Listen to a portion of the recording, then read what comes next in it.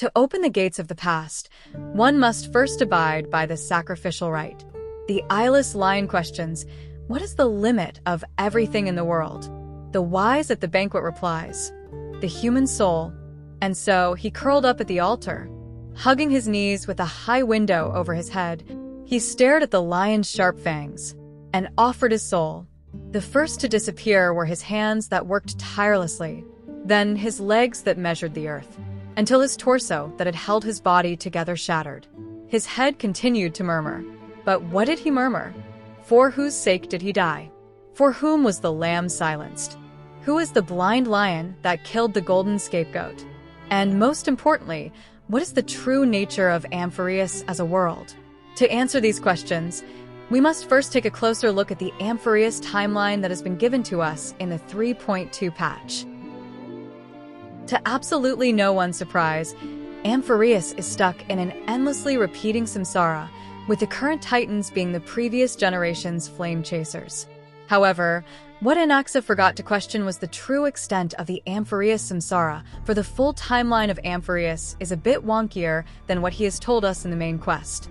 As I have mentioned in my previous video released way back in 2.7, part of Amphoreus' setting is based on Hesiod's 5 Ages of Man, signaled by the inclusion of Hyacinth as Astrea in the Golden Amphoreus trailer.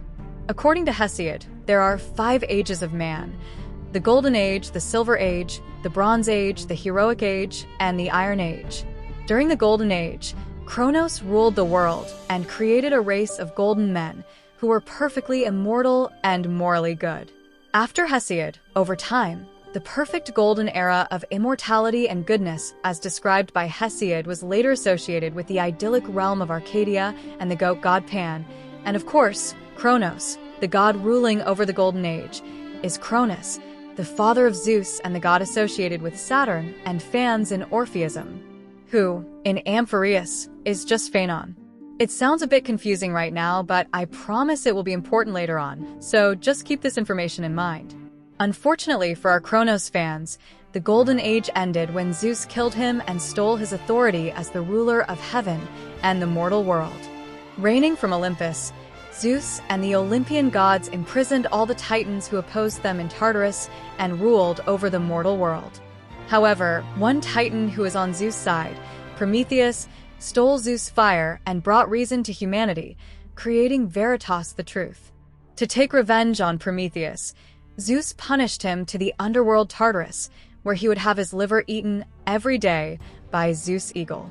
To take revenge on the humans who inherited his stolen fire, Zeus gave Pandora an amphora and told her to not open it, tempting her to do exactly just that. As a result, all the world's evil was released from the amphora, dooming humanity to evils, deaths, and aging. But unfortunately for humanity, while all the world's evils were released from the amphora, Elpis, the goddess of hope, was still locked in the amphora, for Pandora closed the amphora too soon. And thus, the Golden Era came to a close. The golden race of men created by Cronus became daimons, guardians of the mortals, guiding them in their lives toward the good. Needless to say, the era Chrysia of Amphoreus mentioned by Cain's faction was effectively a copy and paste of Hesiod's Golden Age. In Amphoreus, we were told by Cain's, Aquila, and various in-game NPCs that era Chrysia, when humans were immortal and lived peacefully under the rule of Kephale, was the start of Amphoreus history. With the golden blood flowing in their veins, they are the obvious shoo-in for the golden race of men created by Cronus in Hesiod's story, only that instead of Cronus Saturn, the golden Amphoreus trailer and the NPCs told us that Kephale, who should be Zeus here, was the creator of humanity. Which is honestly our first clue that there are several things wrong with this in-game narrative told to us by the NPCs, but more on that later on. For now, let's just say that Cronus fans, our golden scapegoat, was killed and dismembered by the original Kephale as Zeus. Prometheus stole the fire, Pandora's amphora was opened, and the black tides took over Amphoreus, ending the era Chrysia. As the golden race of men became daemon guardians of the mortals in Hesiod's Golden Age, after their deaths, the first generation of flame chasers became the Titans, guardians of the mortals in the next samsara of Amphoreus. The next age mentioned by Hesiod is the Silver Age, when men were raised by their mothers and eternally in strife as adults. Because they were unwilling to worship the gods, Zeus destroyed them, and they became spirits of the underworld. Or, in this case in Amphoreus, the black tide creatures that were humans once. The third age mentioned by Hesiod is the Bronze Age, when men were made of ash trees. In Amphoreus, if you look closely at the Grove lore books, you'll see that they are written as the white dryads of Cerces. As Cerces' creation, they supposedly predated the current humans and are, in fact, literal tree roots given reason by Cerces. Unfortunately for them, and in both real-life myth and the 3.1 main quest, the men of ash trees were also wiped out by Zeus' great flood, the Deucalion. You're probably starting to see a pattern here, and let me assure you, it's very much not a coincidence. The fourth age mentioned by Hesiod is the Heroic Age. This is the era of heroes, the era of demigods such as Heracles and Achilles. After their death, the spirits of these heroes lived in an idyllic place called Elysium Field, the afterlife of the heroes. However, in the Iliad, Zeus was unhappy with how mortals can have the blood of gods and mingling with the gods through their accomplishment. So the era of the heroic demigods ended when Zeus plotted a plan to wipe out the demigods, for he wanted to distinguish between gods and mortal men. Said plan is called the Trojan War, which is exactly why we have an Achilles analog, a Patroclus analog, a Cassandra analog, and the literal Trojan horse in Amphoreus in the current timeline. In effect, this is the true nature of the Chrysos War and the Flame Chase journey. The Trojan War cooked up by Zeus Kephale to test and cull the number of demigods. Hence, the prophecy is mostly a scam in the same vein as the Fiuki Holy Grail War in Fate, and Kephale gave that dubious prophecy in the first place for the sake of his experiment. The fifth age mentioned by Hesiod is the Iron Age, when men are born gray-haired and all morals and dignities are ignored. Hesiod imagined it as his own era, when all heroism has ended with the heroes of the past age. However, this specific era technically hasn't happened yet in Amphoreus. Since it is supposed to happen after the Heroic Age, presumably, the Iron Age is the night side of Amphoreus, the reality side that exists outside of Oronyx's time rewind power at the end of each Samsara.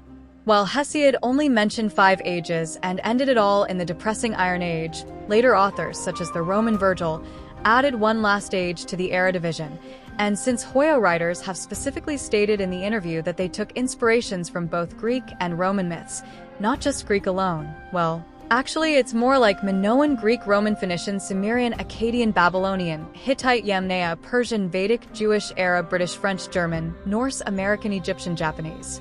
Chinese inspirations for the various parts of Amphoreus world building and character lore, it's worth mentioning Virgil's last age, the new golden age of the Roman Empire. According to Virgil, now the last age by Cummy's Sibyl sung, has come and gone, and the majestic roll of circling centuries begins anew.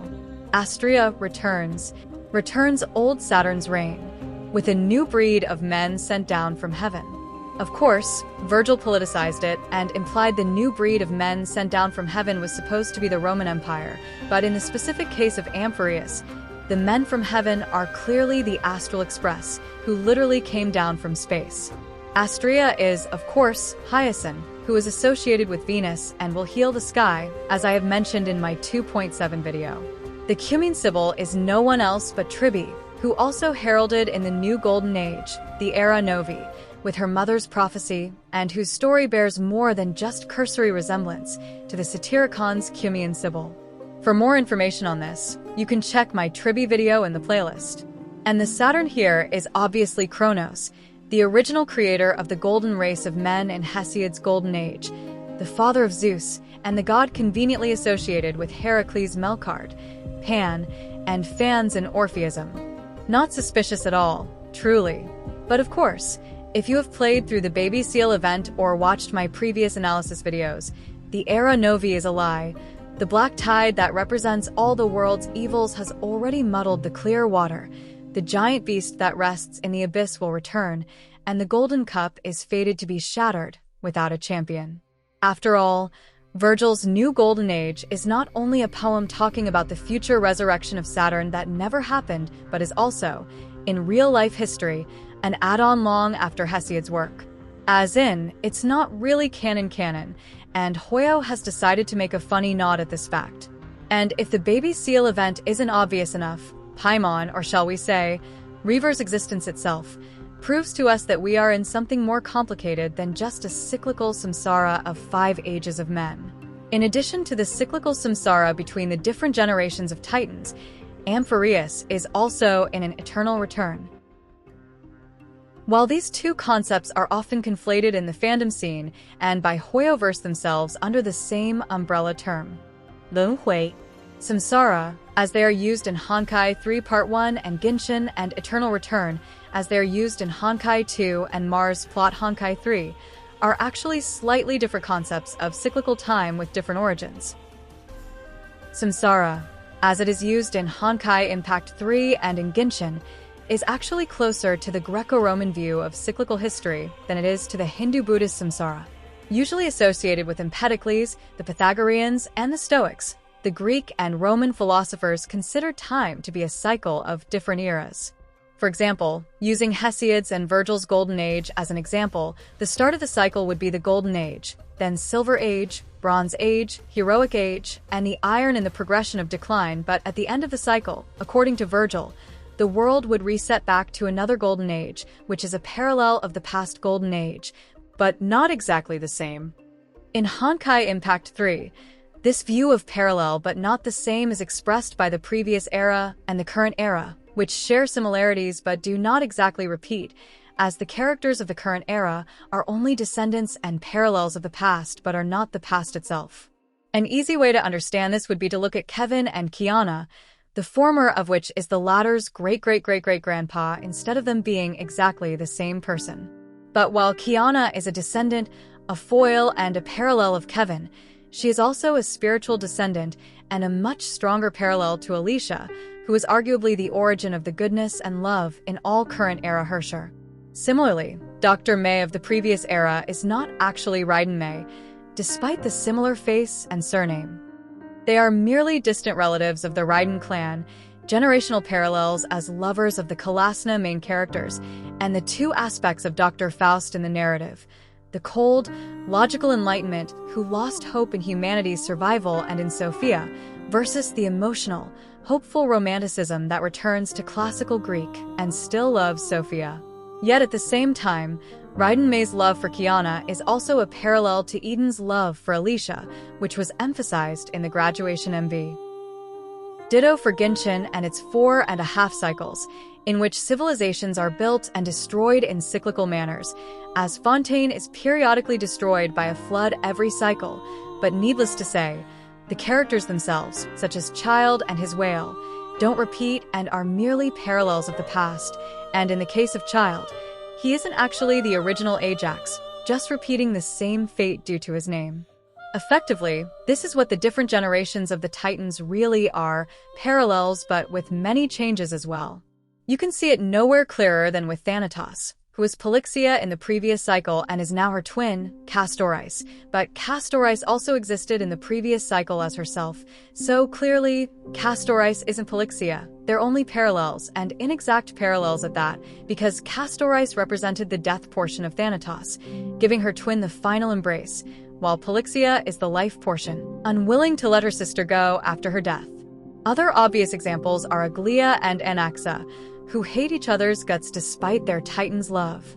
While Aglia did inherited the lover died for her and broken into a million pieces, and then she tried to sew them back, plot from Mnestia, said lover isn't Anaxa, but is actually the blind servant girl who taught her how to sew, who died in her arms to protect Aglia, and who became the model of the garment maker, the current era's version of sewing back the lover back in a cocoon plot.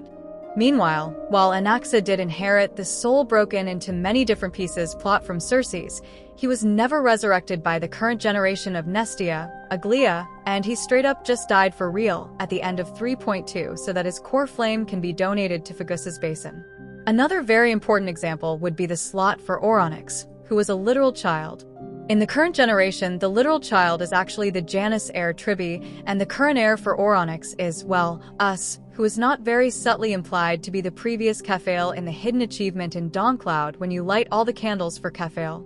Literally, the text you get when you light the candles literally spelled out the main character's name as the recipient of the Kephale candles. And Castoris talking about feeling like she has met us before is very much a big giant flag that we did, in fact, meet each other before, Firefly and MC style, just that we both forgot each other at the end of the previous cycle. The MC being a collection of memories held is also a straight-up parallel of the Swarm-era ankle guy, who lost his memory and wandered around as a shadow of nihility, while the memoryless half of himself became a nameless. In the 3.2 main quest, if you let Castoris get close to you and touch your face for the second time, you'll be given the lore that half of MC is also wandering around somewhere, in a direct nod to Ankle Guy's memoryless, nameless half. At this point, I would be very surprised if we aren't actually the cow's Kephale that she was visiting in the vision Anaxa saw of the past, just that like Castoris, we forgot the entire thing after our rebirth as a collection of memories under the power of meme. And, well, our Stellaron should have gone somewhere for sure. No reason why it's not supporting our existence, now all of a sudden when we already knew that even before Amphoreus, MC was literally already a resurrected version of themselves held together by the Stellaron. Digressing a bit, but I guess the moral of the story is to let Castoris touch your face more often. She has very good lore up her sleeves. Fundamentally, how Samsara functions in Honkai 3, Genshin, and between the Titan generations is only a parallel of the past, with many different changes along the way. Such imperfect cyclical time is best understood by the quote, "Those who cannot remember the past are condemned to repeat it." It's a very different take of the Eternal Return Samsara than what was used in Honkai 2 and in the Reaver plot. The Eternal Return, as it is used in Honkai 2, the Mars plot of Honkai 3, Honkai Star Rail world building, and the Reaver plot, is a more extreme version of the Greco-Roman cyclical time concept and popularized by Nietzsche in the Gay Science, and thus Spoke Zarathustra. In this version of cyclical time, time is not only progressing from one era to the next, but is also locked in an eternally repeating universe, as in a big Groundhog Day loop, where the future is predetermined because it already happened, just that the humans existing in it aren't aware that everything has happened before. Among the Hoyo stories, the closest application to this extreme version of the Eternal Return is in Honkai Impact 2. In the Reborn arc, it is revealed that unlike the Honkai 3 soft Samsara time cycle, the characters lived in a big eternal return maintained by a quantum computer, Alaya, which was made from Era Zero Kiana's corpse. Once the development of the civilization reached a certain point, Alaya in the Stigmata terminal would activate and reset the world timeline, preventing the Honkai from taking over Earth, but at the same, preventing humanity from progressing beyond the Honkai. And it's a literal timeline reset, not just progressing into the new era, like in Honkai 2. As a result, the characters are literally reincarnations of their Era Zero counterparts, not just parallels. While Kevin is only a great-great-great-great-granddad of Kiana in Honkai 3, Honkai 2 Era Zero Kiana and Era Zero Kevin existed simultaneously as foils, and it is only Era Zero Kiana who is the lover of Dr. May and reincarnated as Kiana, not Era Zero Kevin, who is completely unrelated to Kiana and is also not the lover of Dr. May at all. While Honkai 3 Dr. May is a long-distant relative and a parallel of Raiden May, Era Zero Dr. May literally is Raiden May, just that she has learnt to become a little more human from Kiana's love over the many cycles. As the Dr. Faust of Honkai 2, Dr. May here is not so much absolute rationality, like in Honkai 3, but is more or less the nihilistic misanthrope mad scientist on the same level of Honkai 3 Auto. It's just that following the Faust plot, Dr. May slowly fell in love with Era Zero Kiana and changed her mindset, adopting the romantic eternal hope that Era Zero Kiana embodied, which, funnily enough, became Alicia's job in Honkai 3, where a similar event happened between Honkai 3 Dr. May and Alicia. And it is because of this love for Era Zero Kiana that compelled Dr. May to create Alaya from Era Zero Kiana's corpse, locking the entire world in a Nietzschean eternal return, all so that she could meet Kiana once more. What did I say? Same level as Honkai 3 Auto. Effectively, Alayavijnana, the supercomputer made from Kiana's corpse, the Sophia Gretchen to Dr. Faust Dr. May, is the origin of Project Stigma in Honkai 3, just that Honkai 3 replaced Kiana with Kevin and turned down the threat level from a literal eternal reset of all lives on Earth to only an eternal dream of all humans in a collective unconsciousness as an answer to the Honkai. While the Nietzschean eternal return plot point was dropped in Part 1 of Honkai 3 in favor of the softer Samsara version of only parallels, it was utilized once more in the Mars arc, which is also in a supercomputer powered by the sacrifice of Senadina, the not-actually Martian Sophia, and the equivalents of Era Zero Kiana and Alicia of the story. For the astute, you have probably noticed that Honkai Star Rail also followed this setting for its wider world building. While the universe still moves from one era to the next, as you can see in the plots for Beyond the Sky Choir and the Ankle Guy, the swarm parallels to Penacony and Amphoreus respectively, the future of Honkai Star Rail is, at the same time, predetermined, for it already happened, hence why Terminus is the shapeless prince swimming against the current. It's just that no one has seen that future yet aside from Terminus themselves. Similarly, in Amphoreus specifically, the sheer existence of Reaver in the main quest tells us that the timeline of Amphoreus isn't only the soft samsara of Honkai 3. Just by Reaver being obviously a time-traveling Phainon, the future scapegoat after everything had ended, tells us that Amphoreus is also locked in a Nietzschean eternal return, in a state more similar to Honkai 2 and the Mars simulation plot, in which everything had already happened and everyone is repeating the exact same actions over and over, not knowing that they had done this before. In a perfect parallel to Ankle Guy's story in Swarm, the golden scapegoat was split into two. One half became a shadow of nihility, a Synthirstu in the River of Nine, wandering around without his memory, while the other half became an amnesiac nameless, not knowing that he is the Synthirsta himself. It was only a masked fool, who is probably Sparkle, returned the memory bubble to the nameless that he remembered that he is a self-annihilator. At the end of the story, the two halves of Ankle Guys met again, engaging in a creation-annihilation reaction under the directive of the equilibrium. As they met, they disappeared from the storyline, until one half was reborn as baby Nanook on Adlavan. In the Goat game, you can see this same plot being repeated here. The golden scapegoat will enter a creation-annihilation reaction if he clashes with his shadow past self, and to clear the stage, he needs to trap the shadow past self somewhere before you can light up the fire, as in, actually move on to Era Novae, the new golden age, which is, in reality, another loop of the heroic age of the current cast. Aside from the Goat game, there are many clues in-game telling us that the Tang that Reaver conducted, the Project Stigma equivalence in Amphoreus, is closer to the Kiana-fueled Honkai 2 and Senadina-fueled Mars 1 than it is to the Kevin-fueled Honkai 3 Eternal Dream. For one, after you have collected all the nymphs and completed all the chirping secrets, you will receive a series of tablets in the Amphoreus script, which reads out, in order, never risen as the sun, never fallen has the night, never ignited has the fire. As in, the fire that the golden scapegoat lit up in the Goat game has never been lit until now. The sun of Virgil's new golden era has never risen. It's just an eternal recurrence of the same night over and over and over again. Combined with the Phagousa prophecy in the Baby Seal event, which told us that the golden trophy would shatter with no champion, the Nymph Tablet prophecies and the Goat games strongly suggest that Reaver came from a failed timeline, where the Deliverer became the long-shattered vessel instead of the new Kephale carrying the memories of the heirs to the new world.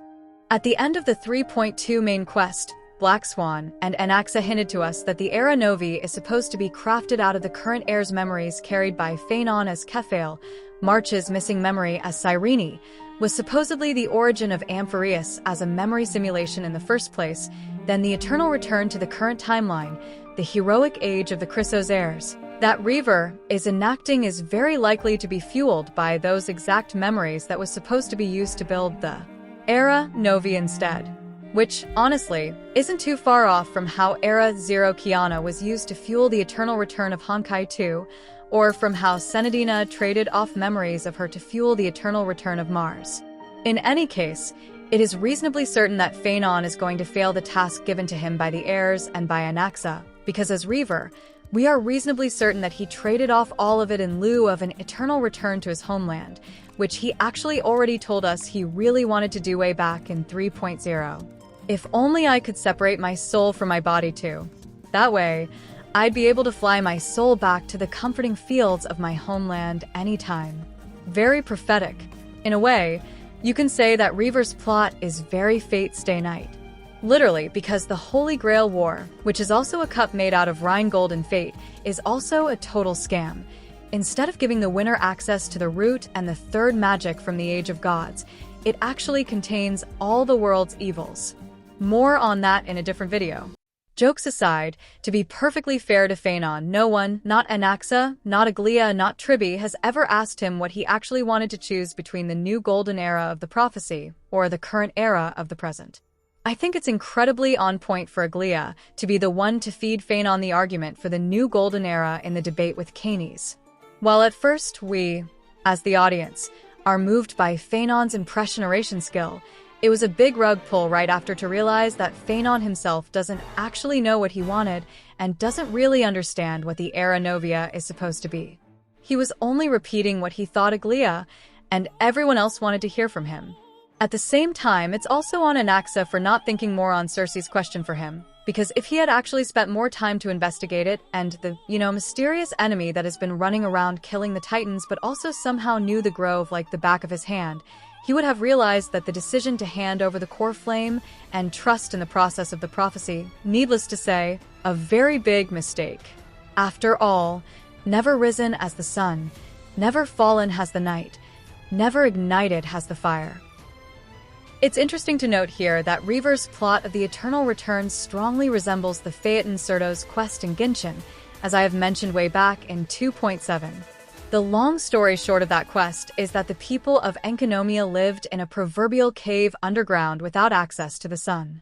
One day, Abaraku, who is named after Abraxas, a Gnostic aeon associated with the sun and the Orphic fans, built an artificial light called Helios, or Hyperion.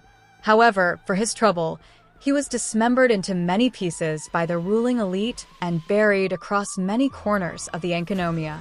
As a nod to Plato's allegory of the cave, as the new generations of Enkanomia people were born and grew up without knowing the real sun, they assumed that the artificial sun was the real sun and mythologized it, turning it into a god. In other words, they didn't know that they were living in a cave, without the truth of the sun their entire life. The ruling elite took advantage of this and created a sun-child system where a child was chosen as the Phaeton and raised as a puppet king before they were thrown into the Helios as a sacrifice. Of course, it's all a lie, and the sun children were only the sacrificial scapegoats for the ruling elites, and they were only killed because they would have grown up to be aware of what was happening to them. And, as I have predicted in 2.7, Amphoreus' overarching plot is yet another version of this plot. Just replace the Phaeton with the etymologically related Phainon and the Chrysos heirs, Abaraku with the golden scapegoat who also got dismembered, and the ruling elite of Enkanomia with Ligus. As such, it was probably no surprise to my longtime viewers when it was revealed that Aquila made the Dawn device, the fake sun, from the real son of Amphoreus, and the enemy of the Chrysos heirs is Aquila. Which leads us to the next question. Who is the real son of Amphoreus? Well, according to the nymph quest in Styxia, it's Phainon. To open the gates of the past, one must first abide by the sacrificial rite. The eyeless lion questions, what is the limit of everything in the world? The wise at the banquet replies, the human soul. And so he curled up at the altar, hugging his knees with a high window over his head. He stared at the lion's sharp fangs and offered his soul. The first to disappear were his hands that worked tirelessly, then his legs that measured the earth, until his torso that had held his body together shattered. His head continued to murmur. Let's go back at the very start. According to the official version of Amphoreus' History and Universe, the world and the 12 titans were created by Kephale, but one day, the 3 titans, Nikador, Zagreus, and Thanatos struck, bringing death and calamities to Amphoreus. But is this the actual history, Or has someone rewritten it for their own gain? And most importantly, what do the three paths game of chess in Amphoreus actually mean? As I have pointed out in 3.0, an obvious flaw exists within this narrative. Kephale somehow created the 12 titans while the last 3 being alien invaders born of the Black Tides at the same time. This prophecy conflicts with itself. Meanwhile, Oronix called Fully the Sky Father, but Fully isn't Kephale themselves for sure. And then who is the mother Oronix called for again? The one whom Meme reminded Oronix of? In the Daylight version of the Temple of Fate, there's an NPC called Aquinas. He once told us that history was written by the winners, and that Okima probably rewrote the history of Amphoreus for Kephale the creator. He also told us that the cold grasp of Thanatos has grasped our ankles, and that we must follow the Phantom River to find a future for our city. Well, the MC laughed at him canonically, but look at what happened in 3.2 main quest now. Thanatos did, in fact, grasp our ankles as we were literally dead, and we did, in fact, follow the Phantom to find our future again. I'm sorry we laughed at you, Cassandra, Aquinas. Needless to say, the part about Kephale being the true creator of Amphoreus is, like Aquinas said, probably a rewritten history. After all, Ligus is said Okima authority, and he, as someone interested in preserving the play on Amphoreus, has more than enough motives to craft a fake history for Amphoreus in favor of Kephale. Now, with the fake bit of history out of the way, we can start to analyze and piece together the history of Amphoreus from the omnipresent view of the audience, unbiased by the in-universe misinformation and bias. The first 3 titans, or the primal titans, are the 3 titans of fate. They are Janus Space, Tantalon Law, and Oronix Time. These 3 wove the threads of fate and are all worshipped in the same temple, the Temple of 3 Fates. This is our Remembrance faction on Amphoreus. According to Oronix, they are affiliated to Fully and considered them to be the Sky Father, but they also have a mother, who has been missing for a long time. Mother is affiliated with Meme, who will make the memories of this world complete again and find Mother once more. Seeing as Meme is an obvious parallel to Yela Felicia, I think it's pretty safe to say that Meme is a fragment of Cyrene, the fragmented mother of the 3 fates, and presumably, Cyrene is the memory half of March that was sealed away to maintain Amphoreus as a simulation. But it's interesting to note that the pink butterflies in Styxia, the one that is supposed to accompany the dead, sounds suspiciously like Meme in Chinese.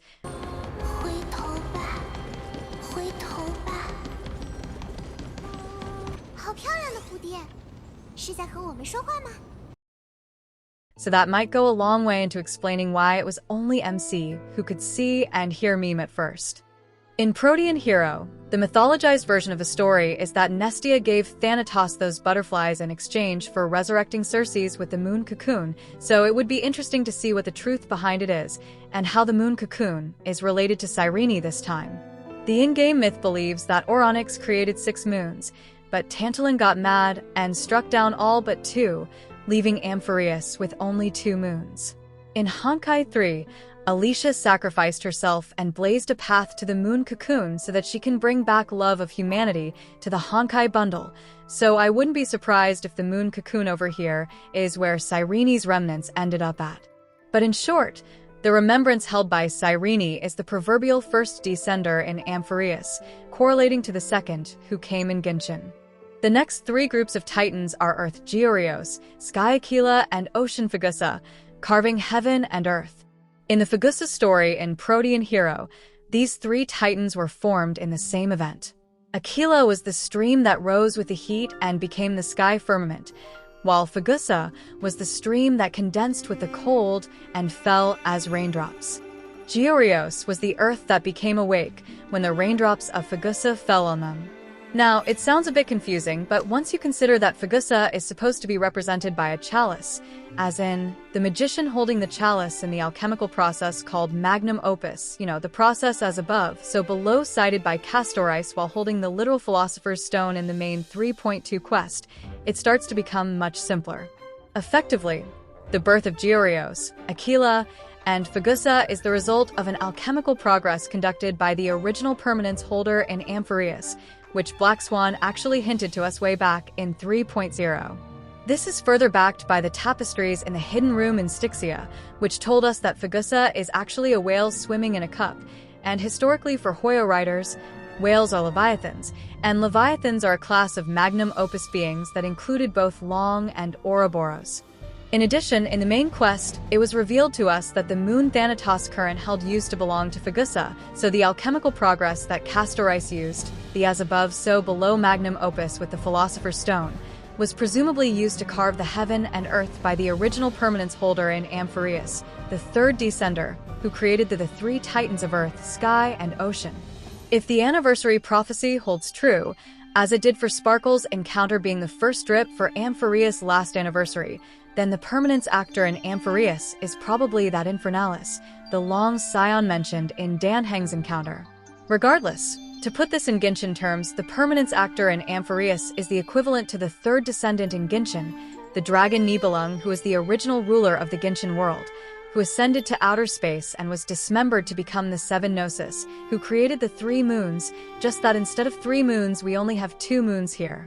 Although the permanence holder being possibly dead would probably explain why permanence isn't on the official list of the paths in Amphoreus outside of Black Swan's wink-wink hints toward us. 'Cause they're dead. Fun fact, while the characters in-game told us that there are only 3 paths in Amphoreus, the devs actually carefully worded it as at least 3. So yeah, there are actually 4 paths, correlating to 4 factions of the Titans, and the 4.5 Samsara cycles in Genshin. Devs also didn't say that the at least 4 Emanata-like beings are actually Emanators either. Mr. Roasted Chicken actually teased that it could be a manifestation of the Eons themselves, so yeah, I still have my call down on the golden scapegoat being a manifestation of Nanook, and not actually the Lord Revanger imprisoned by Lygus inside the Pandora amphora. But more on that later. Now, it's important to note here that among the 3 titans of heaven and earth, Aquila plays a significant role in the story plotline. According to Protean Hero, Aquila crafted the Dawn device, which has increasingly shown to be the jail for the real son of Amphoreus, the original golden scapegoat.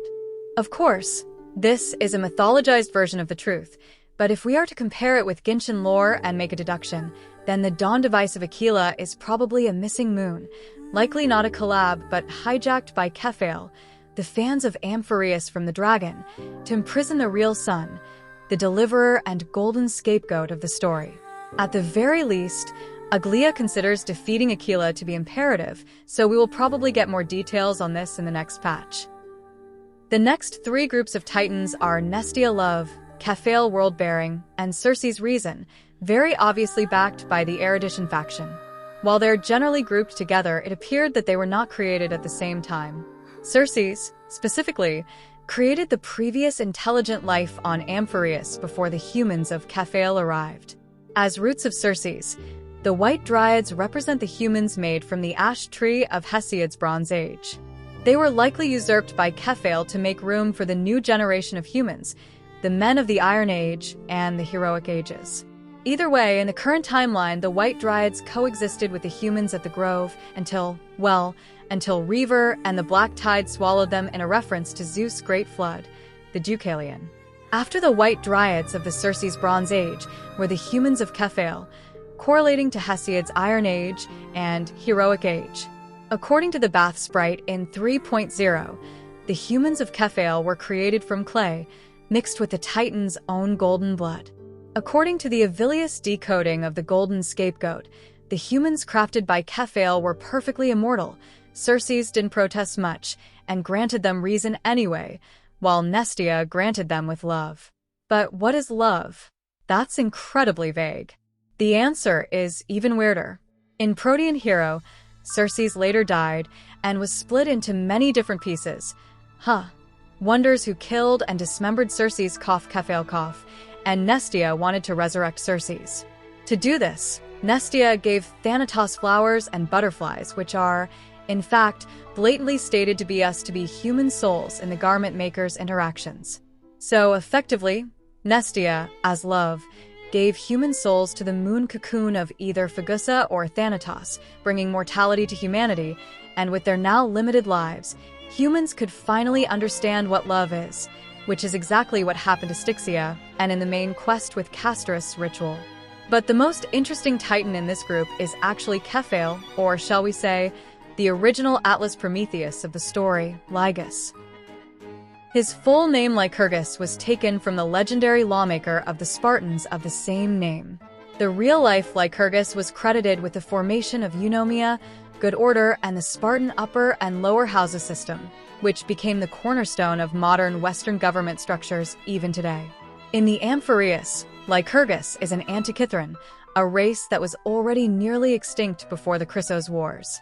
To the humans of Okima, he is the Theoros, spectator, or oracle of Kephale, capable of communicating directly with Kephale, exerting his decisions on Amphoreus, which is just as well because in some versions of the real-life myth, Lycus, which became Lygus in Amphoreus, is a son of Prometheus. Considering that Lycus claims to be the watcher of Amphoreus and was once gazed upon by Nous, the nod to Lycus the son of Prometheus, or in this case Nous, is a deliberate one. It's even more obvious in the one-day Tantalin quest, where Lycus really showed his true thoughts on the topic. The quest started with the MC accidentally running into a thespian play in Dawncloud. The main character of the play, Edgar, was born in Castrum Cremnos and was abandoned on a rocky shore, exactly like Achilles and Myphai. Throughout his life, he had to go through the harshest trials of Castrum Cremnos, only to witness his friends fall one by one on the battlefield, like Achilles and Myphai. In the chaos of the night, he killed an old woman, who turned out to be his mother, like Myphai, just replacing his father with his mother. Then, he was further entrapped, forced to murder his wife in cold blood, like Heracles and the blind lion in the Styxia nymph quest. Taken by Edgar, the main character of the play, Hoyo, the actor for Edgar, tried to kill Thespis, the playwright of the story, whom Hoyo, as Edgar called, false god. The play was revealed to be called The Shackled Edgar, as in, break the shackles of fate, mentioned in the Nameless Face song for Phainon and once more in the main quest by Myphai. As the MC tried to intervene, the MC was invited to be the judge as to who is guilty, Hoyo, both Hoyo and Edgar, or Thespis. Hoyo argued that it was Edgar who tried to commit the murder, not Hoyo, who was only the actor possessed by the role of Edgar, and thus Edgar was guilty, but Hoyo was innocent. Thespis called him ridiculous and considered himself innocent, for the playwright doesn't control all aspects of the play. Behind you, Lycus was watching over everything, and if you choose that both Hoyo and Edgar were guilty, Lycus would start talking about Pygmalion and how creators and creation should get along. Then, he immediately started gripping about how if the creator offers love, then the creation would love them back, but if the creator casts them aside, the creation answers with oblivion. If you look closely at this quest, you'll see that on one hand, Edgar is a combined role of Myphai and Reaver, with the Shackled Edgar story being a mix and match of Myphai and Reaver, which is very in line with how the Styxia nymph quest revealed to us that the blind lion is supposed to sacrifice the golden scapegoat, but now the golden scapegoat is trying to kill the blind lion in this loop. In this context, Edgar's rage against Thespis is effectively his rage against Kephale, one of the writers of the story, and the story of Amphoreus itself as a thespian tragedy. However, when Lycus intervenes, the quest takes on a different context as well.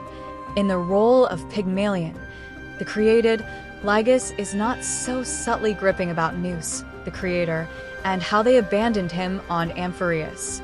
In Gold and Gears, we are told that as the general theme of Nous and their followers, the created become the creators, and the creators become the created. So is it any surprise when the created, another robot of Nous, now is trying to become the creator? Bro ain't subtle. If you look closely at Lycus' design, you'll start to see a lot of suspicious details, such as the golden tears that resemble that of Kephale, the eclipse symbol that resembles the same on Reaver, and the big hole in his chest that resembles the same big hole in Reaver's chest, the golden scar in Kephale's design, the golden circle scar in Nameless Face's Phainon's chest, and the artificial sun, the dawn device that Kephale has been carrying the entire time. As the first lawmaker of the Spartan and the person who put the first stone in the Western governance system, Lycurgus is very much tied to Kephale in both his design and theme. After all, it is not for no reason that in the new 3.2 quest for the Golden Scapegoat quest chain, as Lygus accidentally on purpose erased the murmurs of the Golden Scapegoat, he was telling us the white lie as Kephale when people veer too close to the truth that wasn't meant to be uncovered. The Black Tide and Reaver destroyed the records of the murmurs, or some unseen guardian of the world erased those results. And that's all there to it. At the end of the quest, you'll receive the achievement for whom the specimen remains silent, which is actually a reference to the Bible, Isaiah 53 verse 7. He was oppressed and afflicted, yet he did not open his mouth. He was led like a lamb to the slaughter, and as a sheep before its shearers is silent. So he did not open his mouth. And well, also to the Hannibal novel series, which referenced the same quote for its book, Silence of the Lamb. In the context of the Bible, the silent lamb is Jesus, who acted as the sacrificial scapegoat to humanity and the Abrahamic version of Dumuzi, the golden scapegoat of the Sumerian pantheon, dying and rising every year for the seasonal fertility rite.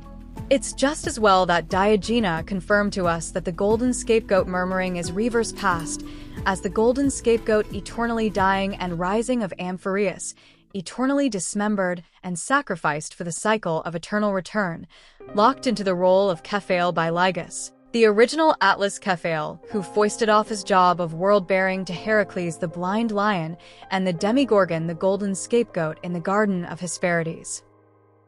In 2.6, I have mentioned how in Elysian Realm, the theme of the story is about Romanticism versus the Enlightenment movement, which are represented by Alicia and May alongside the Hersher of corruption, respectively. Back then, I speculated that the Black Tide could be either the nihility or the anti-organic equation of the Erudition.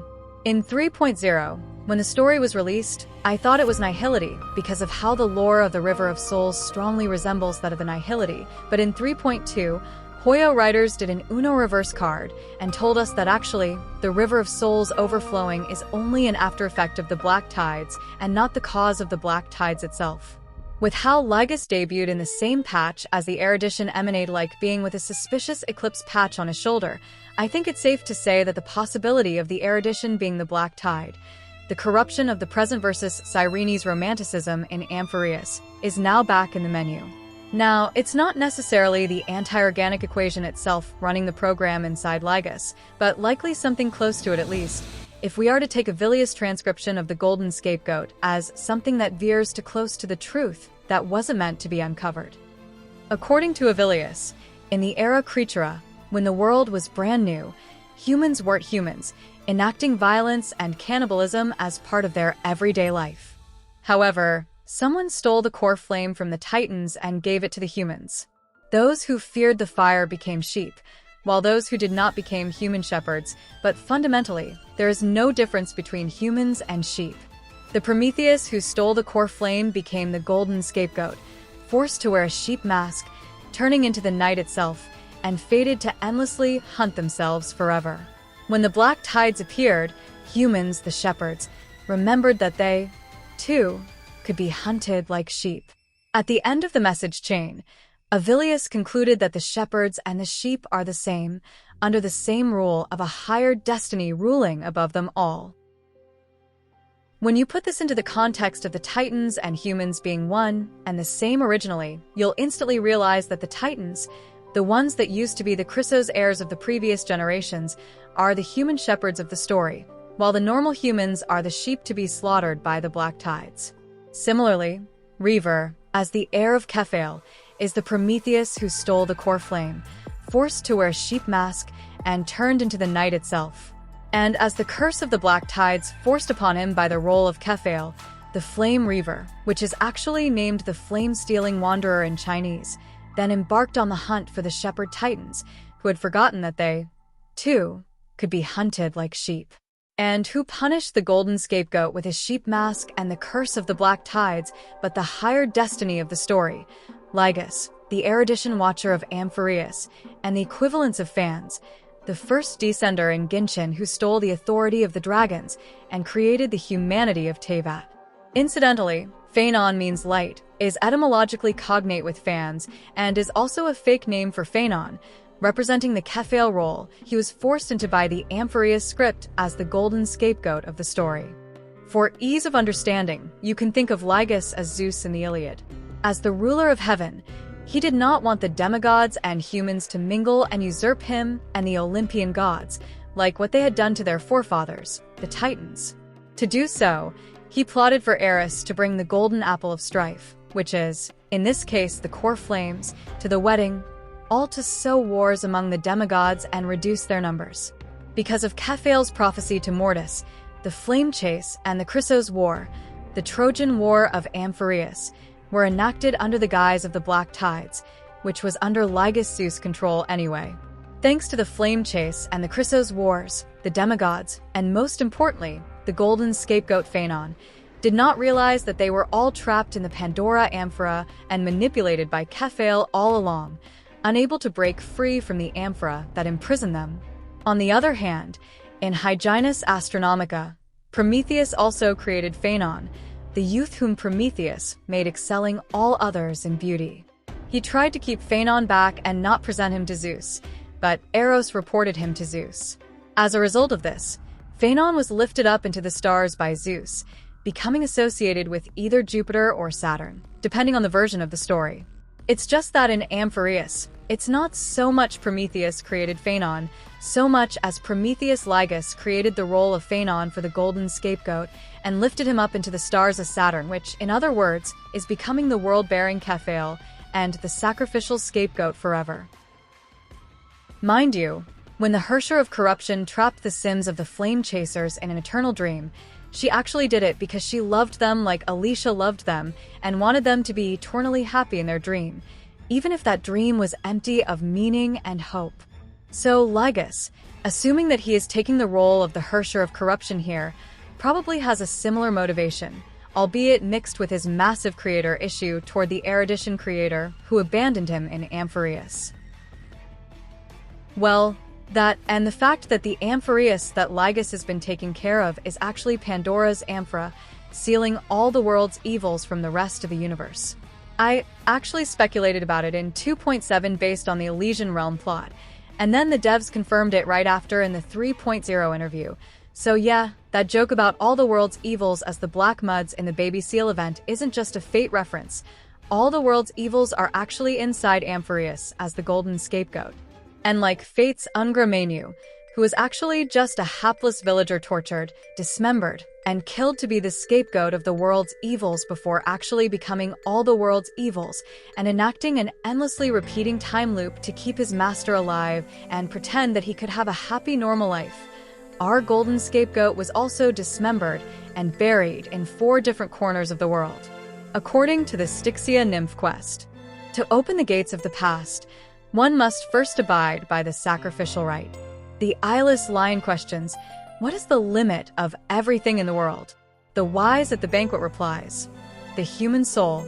And so he curled up at the altar, hugging his knees with a high window over his head. He stared at the lion's sharp fangs and offered his soul. The first to disappear were his hands that worked tirelessly, then his legs that measured the earth, until his torso that had held his body together shattered. His head continued to murmur. The final group of titans are Trickery Zagreus, fleet-footed yet missing her legs, Strife Nikador, the broken torso that always invariably shatters into 5 pieces, and Death Thanatos, the hands of shadows that signal the end. According to the official version of Amphoreus history, they were born of the Black Tides and were the last to arrive. And of course, this official history is very bogus, and the last piece of the golden scapegoat, the 13th Titan, the one unmentioned in the official history, is the murmuring head who dreamt of being the shepherd Kephale. However, the golden scapegoat's secret history stated that the Black Tides arrived as a result of the arrival of the sinner and the lamb, who landed on Amphoreus from beyond the Great Sea. As the gods who wanted to see the world, they brought in both light and darkness to the hometown that was supposed to be his grave since birth, Hades Alicia. The 2 gods brushed past each other by the shoulder along the bridge. He imagines such a scene. One is the blinding light that rises from infinite void, and the other is blackened blood coursing along parched earth. One dons a flaming crown, and probably with broken ankles, while prostrating, and the other weeping tears of sulfur amidst hymns.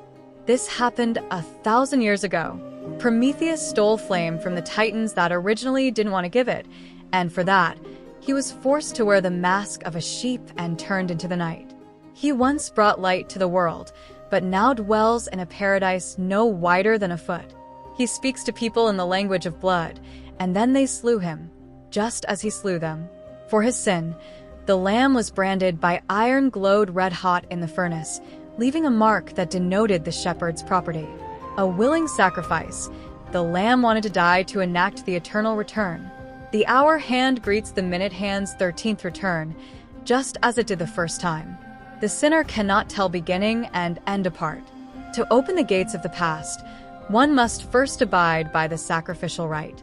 The eyeless lion questions, what is the limit of everything in the world? The wise at the banquet replies, the human soul. And so he curled up at the altar, hugging his knees with a high window over his head. He stared at the lion's sharp fangs and offered his soul. The first to disappear were his hands that worked tirelessly, then his legs that measured the earth, until his torso that had held his body together shattered. His head continued to murmur, as slaves to a distant dream. His body is buried in four corners of the world, feet as Zagreus, hands as Thanatos, torso as Nikador, and head as reason Phainon. As the inheritors of the golden scapegoat's fate, Zagreus is cursed to be torn apart by the Titans for trying to steal the Dawn device, a mimicry of the original sin. Thanatos is cursed to bring death and darkness to the humans that the Lamb once brought light to. Nikador is cursed to be torn into 5 pieces, his reason stripped away like a peeled onion, and finally, for Phainon, the missing reason of the Lamb, the remaining murmuring head, he is to become the sacrificial scapegoat, branded by the fate written in his own golden blood, offering his soul to the lion's sharp fangs, forever repeating the eternal return. But in his dream, the Lamb dreamt that he was the shepherd. If only I could separate my soul from my body too. That way, I'd be able to fly my soul back to the comforting fields of my homeland anytime. He travels against the light, for he remembers that he hasn't placed the firelight that brightens the world on its zenith. He recites his desires with blood, for the air on that zenith is so thin it suffocates. Only the language of blood can leave traces in thoughts. I am the shepherd. The golden fleece in the dream slumbers in the sanguine seabed. We will begin with the original sin and end with the original sin. We brought light to the world. We brought destruction to the world. He is alone, yet murmurs to no one. The sinner-traveler's face is blurred. The traveler-sinner's figure overlaps. The sky once was the shadow after the land's death. The sinner and the lamb are like 2 shredded pieces of paper, torn apart by dreams of day, bound together in blood by dark of night, destroyed before it all begins, living in shame after it all ends. Letters have long been etched into eternity, that fate was, is, and will be written by the sinner's own sword, dipped in blood ink. The one who carries out the sacrifice is also part of the sacrificial offering. Light and strife are the 2 great evils that he bought into this word. In other words, the sinner is the blind lion. The lamb is the light. Considering that out of the entire cast, only Phainon's name actually means light, it's a no-brainer as to who is the lamb. As for Strife, if the Styxia nymph quest is any indication, it was the blind lion who tore his fangs into the throat of the sacrificial scapegoat, which, hilariously enough, was previously hinted at in the BL audio drama, the Myphai and Phainon bath scene. Do you recall the legend of the Gorgo lion mentioned by a certain veteran? The central figure, the main character, was not the sole sovereign of that land. An oryx stood as its formidable rival. Long before the dawn of Era Chrysia, the 2 beasts started their timeless battle on the plains of Thanatos. The lion regarded the oryx as its food, while the oryx perceived the lion as a scornful, oppressive, and challenging barrier that it swore to topple with its antlers. For tens of thousands of years, without respite, the 2 creatures thus continued their relentless pursuit and rivalry. It fixated on its rival's fleeing form in the chase.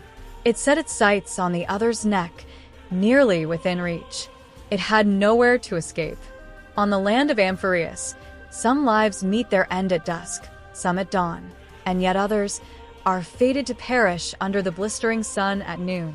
And, at last, the most scorching moment of the day descended upon them.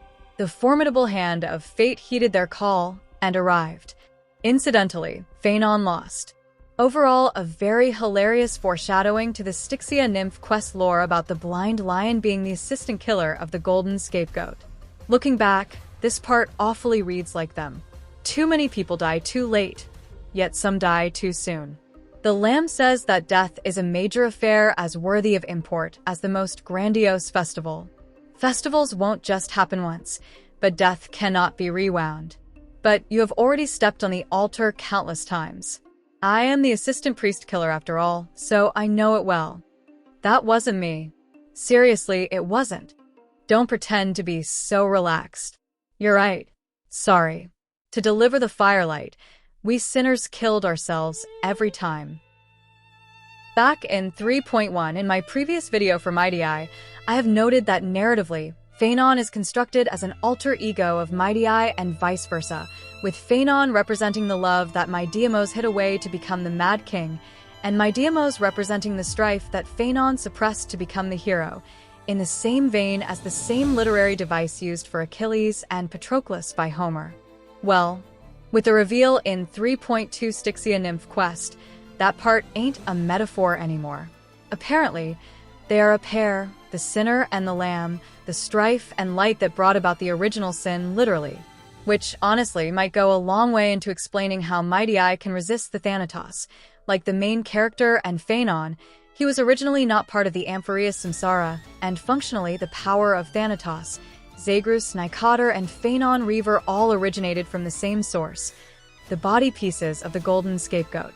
As I have also mentioned before in the 3.1 Myphai video, in Empedocles' interpretation, this cyclic nature of time, the eternal return, is caused by the eternal attraction and conflict between strife and love, the two fundamental forces of the universe.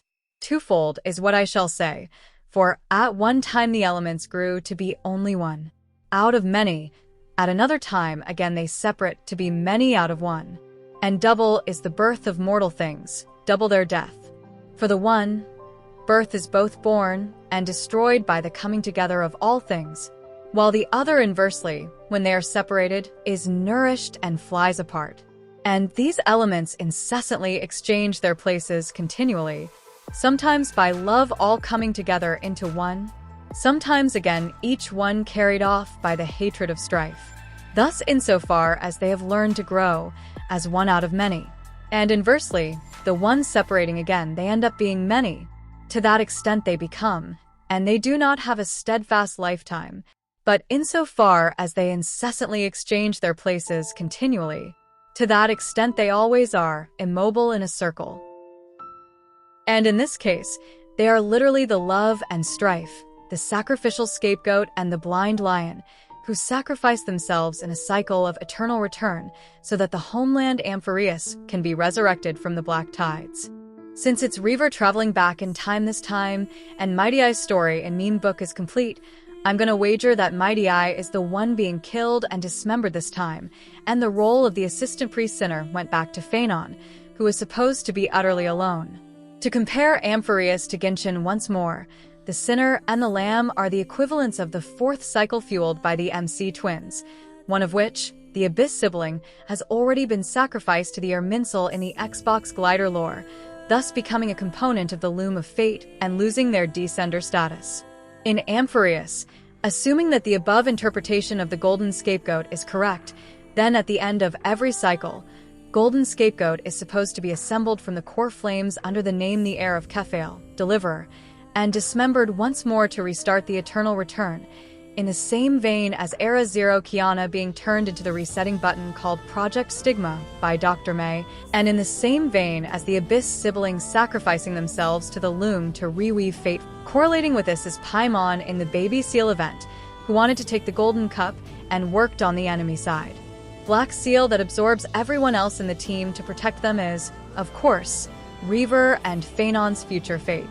However, according to Phagousa's prophecy, the Golden Cup is fated to be stolen by Zagreus and shattered, and from the Thespian quest, I'm reasonably sure Reaver is going on a roaring rampage against the author Lygus instead of accepting the role of the sacrificial scapegoat at the moment. So presumably, something will go wrong in this cycle and messed up the Eternal Return. After all, the MC and Dan Hung are also from outer space, and their presence as the 5th and 6th descenders to Amphoreus have already messed up the story, since in the last generation, the Kephale slot was likely taken up by the MC as cows instead of by Phainon. So piecing everything together, and assuming that the Genshin and Honkai 2 parallels are correct, then the timeline of Amphoreus probably looks something like this, barring a few mistakes here, and they're due to lack of information as of 3.2. In the beginning, March as Cyrene carried the memories of a dead world in space. Said world was probably Zeus to Hydra and the Alothia Empire, which were wiped out during Swarm and were the empire the ankle guy ruled over. The original March presumably sacrificed her memories to create Cyrene, who would act as the fuel and the caretaker of the Amphoreus memory. Her equivalents in Genshin would be the second who came, who was probably Alice. At this point in time, Amphoreus was likely a pseudo-time crystal, crafted with a remembrance and function like Project Stigma in Honkai 3, which was basically a big Elysian realm. With the power of the Sky Father fully, she crafted the 3 titans of fate, Oronix, Janus, and Tantalon, and ruled over the Amphoreus of that time period. Cyrene herself likely functioned as the first time, as suggested by the Golden Scapegoat's testament and by Oronix calling her mother. Her Greek god inspirations are probably Eileithyia, the goddess of birth who gave Alicia her name, and Thea, the mother of the moon and also the name of the planet that crashed into Earth, creating the moon in the process. Under the rule of Cyrene, Amphoreus lived under Hesiod's Golden Age, where the golden race of humans created by Cronus lived as immortals because they were basically floating blobs of memories in space.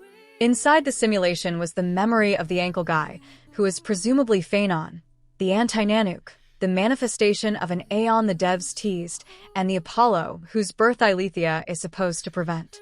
Time taught him language, yet he had lost his own language of the dead in return. Phainon was raised by Cyrene and was unaware of the fact he was all the world's evils inside Pandora's amphora. This period probably exists in his memory as Hades Alicia.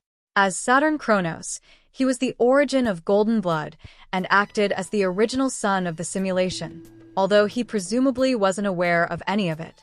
In exchange for the creation of the simulation, March was sent away sans memory by Fully. Sometimes after, Cyrene met the Permanence faction, which was probably the Long Scion, Infernalis, mentioned in the Dan Hung encounter on the anniversary event.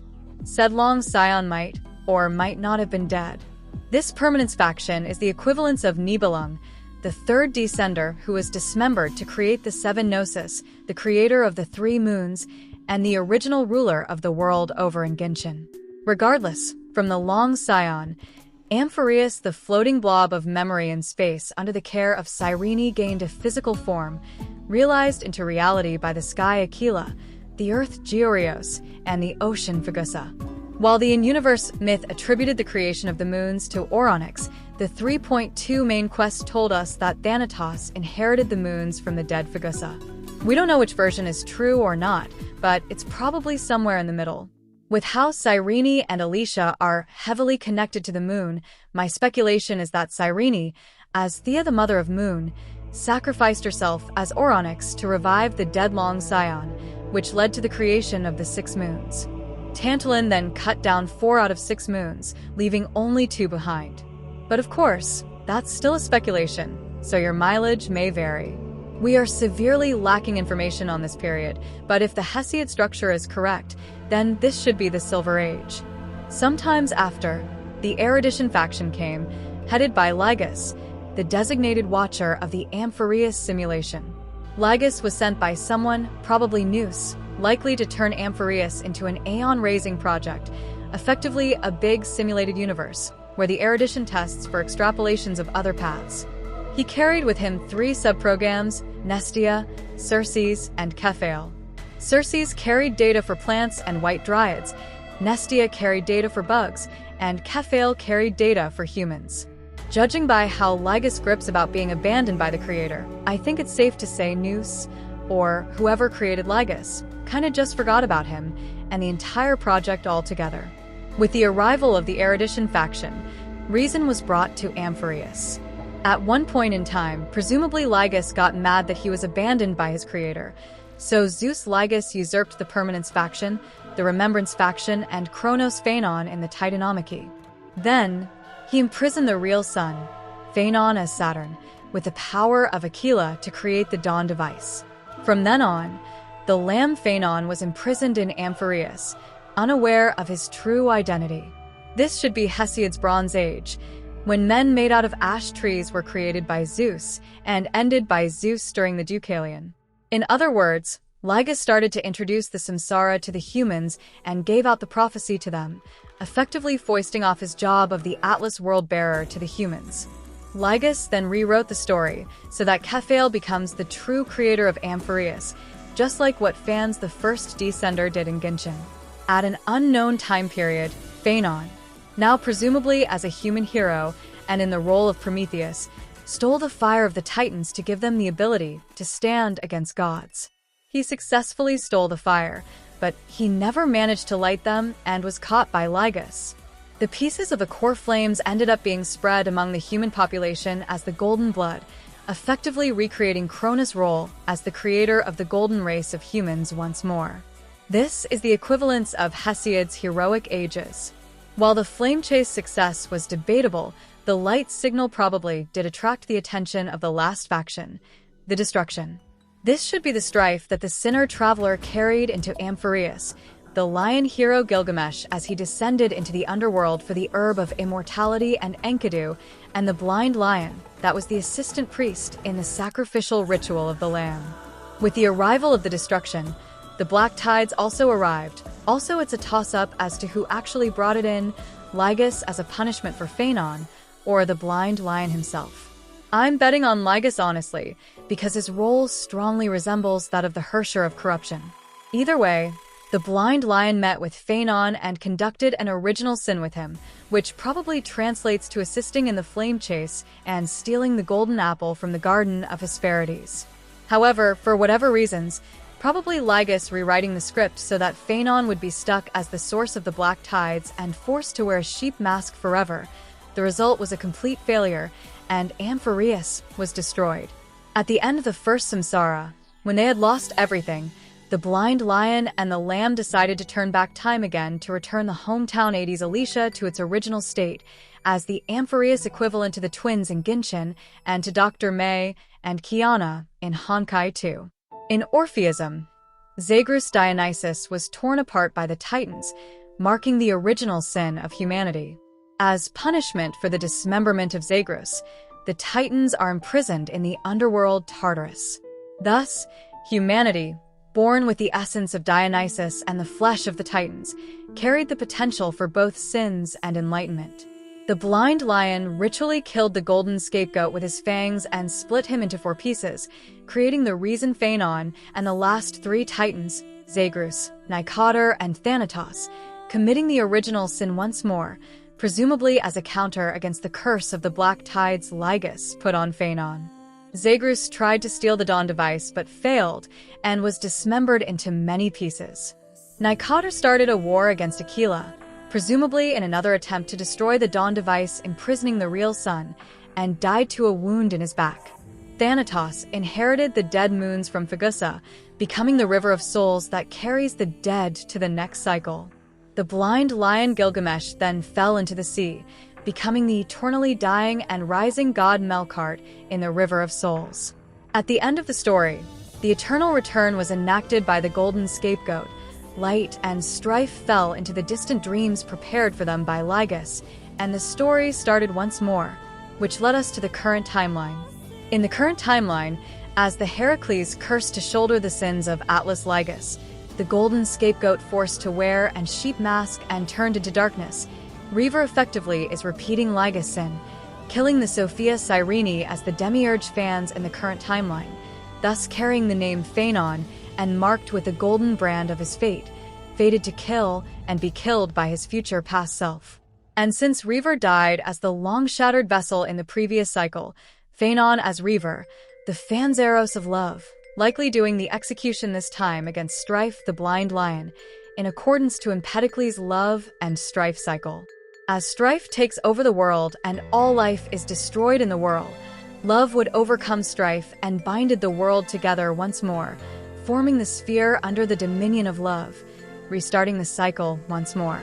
However, is this the true end of Amphoreus? Are love and Strife destined to be pitched against each other for eternity in an eternal reenactment of their original sin? Has the Erudition taken the win in this eonic game of four-way chess before the story started?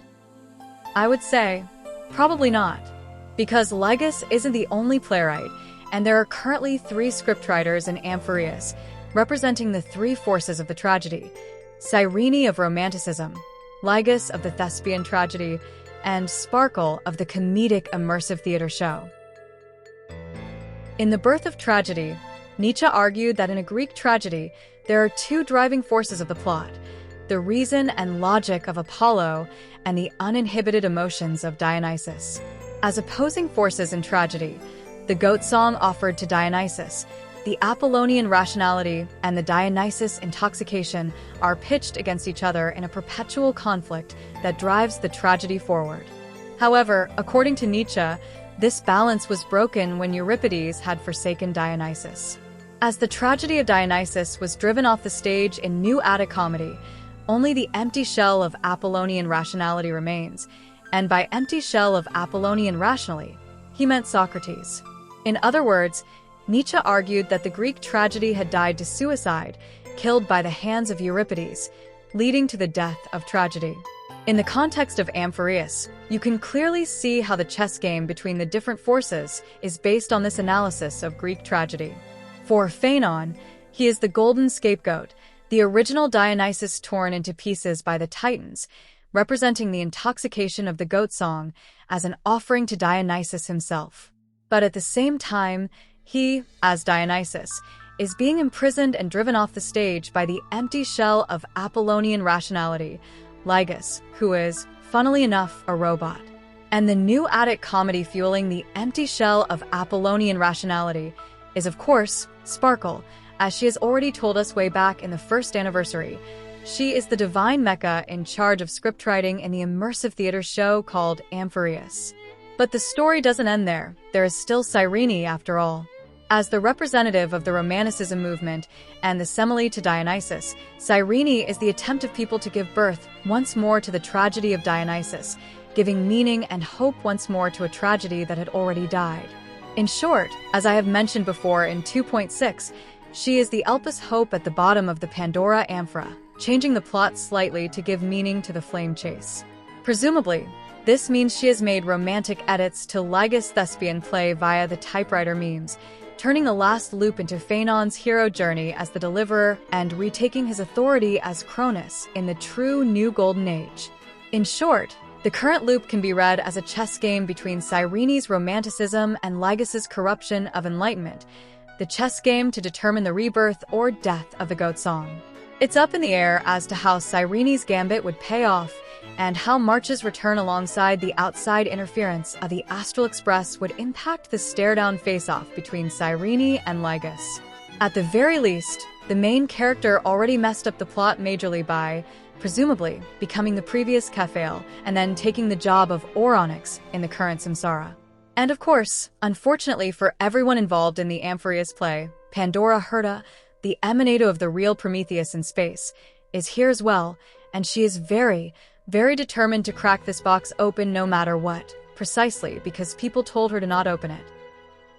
Will Pandora Herta crack this box open, letting out all the world's evils hidden inside Phainon the shadow of Nanook and Elpis the memory of March, or will she somehow manage to resist opening the box this time?